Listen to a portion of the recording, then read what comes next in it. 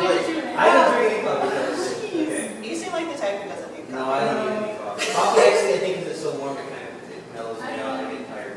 So perfect. Here we go. So this is my brand. My name is Edwin Olvera. I'm a professional dancer, artistic director, choreographer, movement artist. I know you're like, wow, all those titles, but yeah, I worked my way up to them. This is my brand. This is my logo.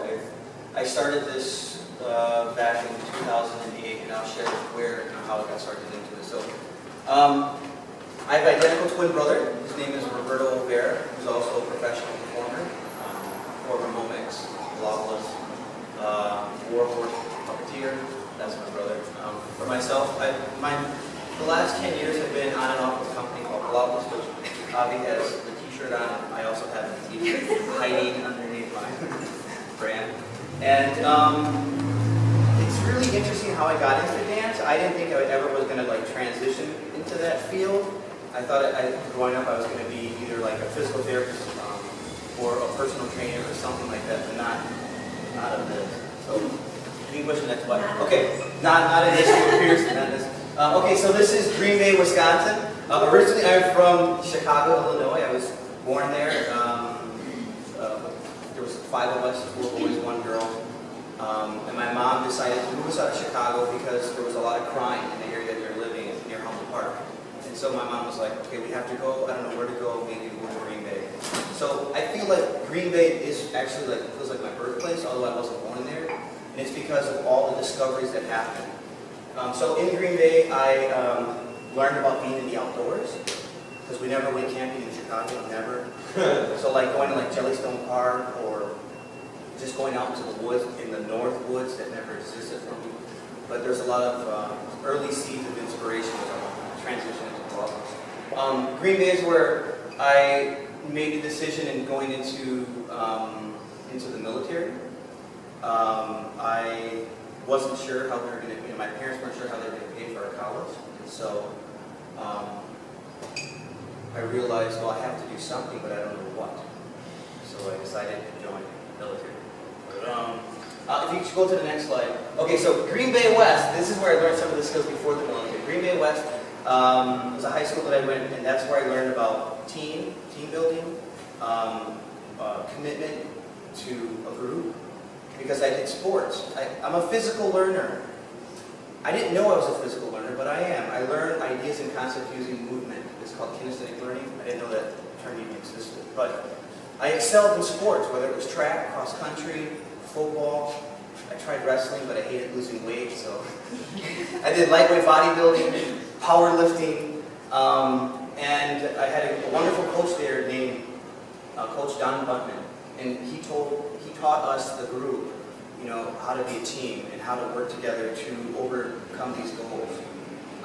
I didn't know that when you transition into the Army, some of those concepts or principles do apply. You know, the team working together, how are we going to get those titles, or how are we going to overcome this obstacle? And then also the military. So I left high school, right? I graduated, and then I was like about 18 years old, but I didn't know I was going to go to college. So I signed up for the Army Reserves, and my first MOS was to be a combat medic. That was my title, and I did that for like 2 or 3 years. And then around 21, I realized that it's not what I wanted. So I still wanted to be in the field of helping healing people. So I switched over to becoming a physical therapy assistant. And during that time, I was down in San Antonio, Texas, studying, and I realized that I wasn't moving. And because I'm a kinesthetic learner, I felt like some of the concepts about physical therapy, since we weren't practicing them yet in the second phase, I felt like it was really dry, and I felt like I needed to check out. I lost my creative juices. But something happened. I came home during the winter break, and I went to Peck School of the Arts to watch a performance of my twin brother, Roberto, who happened to also be in the military and then transitioned into dance. Roberto was on stage at the main stage, and I was blown away by the simple fact that I'm sitting there in the audience and I'm seeing him dance and do all these things, and I said, we never danced growing up. Where the hell did that come from? But in that instant, I realized that's what I wanted to do. And so I went back to the military and I told them I have to quit. I'm going to quit out of this course. It was a 2-year course, and I quit after the first year being in, doing all the physical, the studying stuff. And then I enrolled at UWM. And at UWM, I met a teacher there named Zhao Wong, who's no longer there. He lives in Thailand, Bangkok. And he helped me with my creative energy and my abilities. And next thing you know, in a matter of 3 years, I'm at the Kennedy Center in DC representing UWM. Yeah. And then, right after the DC event, and got a lot of recognition for it, I come home, and my teacher's like, Edwin, you should go audition for this company called Palabolas Dance Theater. I'd never heard of them up until that point. Palabolas is a world-renowned modern dance company. They've been around now for at least 45 years. They helped pioneer partnering, which is what you're seeing, and this is me, the Beast. There's another guy, Andy Harrow, and that's Monolith Menifee, and this is Jun Kudoyashi. Andy now is a large dairy farmer here in Wisconsin. He does stuff with Land O'Lakes. I mean, it's like a $15 million dairy farm, and he's in charge of the whole thing. So he went from dance captain to dancer to this. I went from doing stuff with Palabolas, learning about how to be a good performer, learn how to connect with people using physical connection, learn the whole concept of team building, and also creative problem solving. A lot of times, if you can pause just for a second, a lot of times in Palabolas, other than just generating new choreography within the company, we're doing what's called experiential marketing. So like marketing firms or event planners or large corporate companies like United Technologies, Sesame Street, my goodness, the Olympics, they would call Palabolas up and say, hey, we need you to help generate some creative movement for our ceremonies. And so that's what I was a part of. I worked my way from just being a dancer, right, just another number, to then becoming someone who ran their institute, which is teaching other people, whether they're non-dancers or dancers, how to create and problem solve using dance. Then I also ran their summer workshops, like what Avi experienced this summer. And that's where like sometimes 20, 30 up to 50 people per week come to learn how to be creative and problem solve using dance. Then I realized in Palabolas, so I was there from 2005 to 2008, I realized that, one, that was a time where in 2008 the economy was tanking, and I had been traveling to other countries like the Middle East, and also in Europe and Asia, and I realized I don't want to be this far away from home, and all of a sudden the economy tanks, and then I can't make it back. And because of that fear, and the other fear was that, not fear, but just knowing that the road life is really hard. I was gone basically 7 to 8 months out of the year just on the road, and I have a wife, and it's hard for trying to have kids. And then the other reason is I realized if they hired me for my creative talents, then I should be able to go do that off on my own. So the next slide says, how do you turn your passions into a small business? One was because of fear, right? I wanted to stay home and local within my region. And the other thing is like, okay, well now I'm no longer an employee, now I'm a freelancer. It's not because I wanted to, it just happened. I'm like, okay, I guess this is the next step I have to do. And I didn't know anything about small business. So for a lot of us freelance artists who are out here sitting in the room, what do you do when you go from being an employee for many years, and then you have to go and you have to be that office? What I mean by that is that all of a sudden I was a single entity, and then I have to replicate within myself all these different components of that business, whether it's the marketing, whether it's making the costumes, or whether I'm doing the programming, or whether I'm reaching out to new contacts. It was like crazy, unbelievable, all the stuff that I had to do. But I knew that I was in the right field because I loved doing it. I was up for the risk, up for the challenge, and the fact that my wife was very supportive.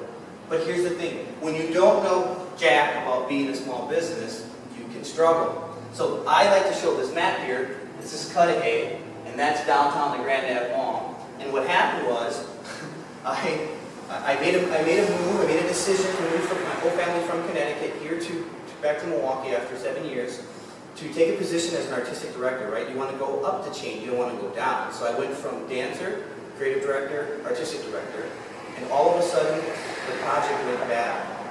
The contract, nobody abided to the contract other than myself. And I turned down about $25,000 worth of contracts in 6 months to globulous. So I went from having all this money to not having any money and literally counting pennies. My wife and I, it's like, either one, we were going to get divorced, or two, I had to find some way to get myself out of this damn mess. The long walk. This was like January, February time. It was like 23 degrees out. I only had my sweater. I didn't have my keys. If you want to pause for a second, I didn't have my keys. All I did was, normally in the evenings, if I'm stressed, I go for a walk, right? Because movement helps. And seeing other environments help think about things and reflect in different ways. So I'm like, okay, if I sit still, nothing's going to happen, so let's go for a walk. I go for the walk. I start around the block, and the next thing you know, I'm walking. And I'm walking all the way back to where I first met my wife, which was the old Pure nightclub on Wisconsin Avenue across from the YMCA. And I walked there because I realized that's the point where it was right before I became a professional artist. So during that whole walk, I started thinking about all these things about, contracts that went bad, or missed deals, or I didn't really know shit about business. I didn't know shit about. My wife kept telling me, like, you don't know something about business, you should go and get help. But I guess sometimes when you're incredibly passionate about your service, you blind yourself by it. You blind yourself in many ways, and you also close yourself off to hearing what people are telling you that's important. And I just kept walking and walking and walking, and it felt so good. It felt so good to walk. I basically walked. It was like the whole trip, from there to there, from there to there. It was like, I think, 16, 17 miles, and I walked it in like 3.5 hours. Because I was walking fast, damn it. I was like, I don't know. And it was late. It was like, I left at 11 o'clock, and by the time I got home, I think it was like, 1, 2 in the morning. On my way back home, I hurt myself. So, and I didn't have my phone. So the bus, I kept missing the buses, and I didn't have any money on me. And when I arrived home, my wife was freaked out. She said, 1, you committed suicide, or 2, you got hurt, or 3, you left. Like, what was going on? I said, I don't know. I just went for this walk. I vented all this negative energy, whatever you want to call it. And I know that I need help.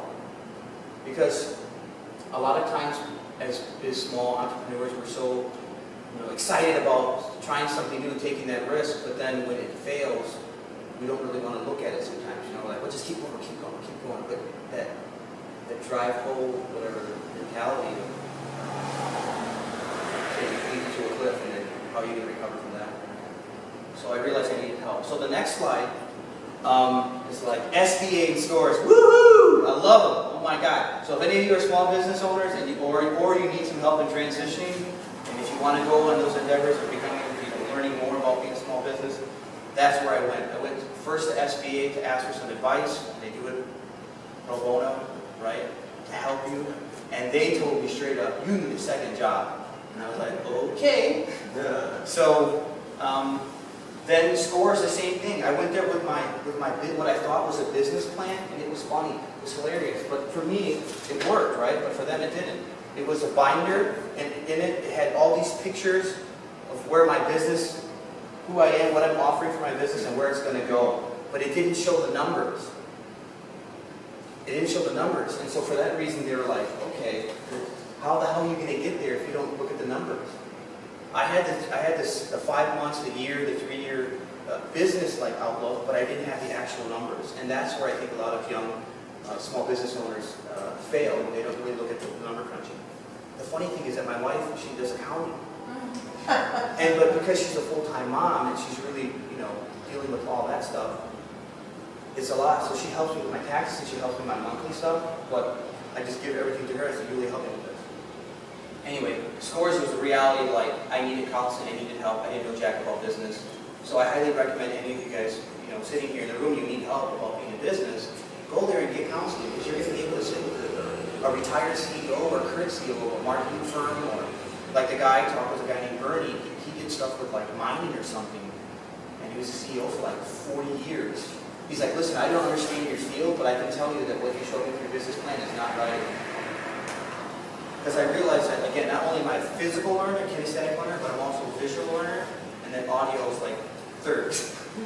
And then fourth would be like numbers. But that's okay, you don't have to know everything.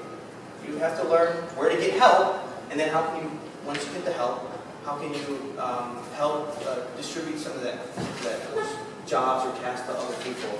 And that's what I learned about this. So if you continue on the next slide, this is my team, right? Here's me, the guy, I'm still bald, by choice. So there's me. This is my wife, Edwin Olvera. She's the one who does all my administrative work. This is my daughter, she's my support. And then my son would be somewhere over here.